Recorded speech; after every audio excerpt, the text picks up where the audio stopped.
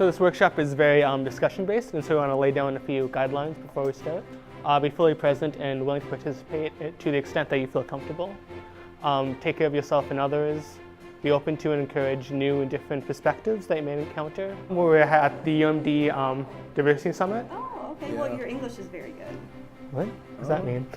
I presented on microaggressions in the workplace, talking about what microaggressions are, how to identify them, what they look like, both verbal, nonverbal, as well as environmental, how to deal with those microaggressions, how to help the victims of microaggressions, how to be a good bystander, and how to be aware of microaggressions going forward.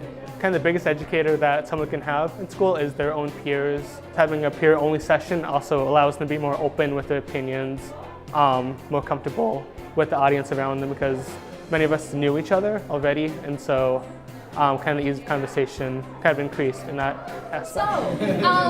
So we're just going to talk about victim and perpetrator in these situations. Yeah, diversity is a huge issue both here at UMD as well as in the community, and so figuring out how to best deal with that issue and how to better the community going forward is very important. All right, and cut. Okay, first scenario. So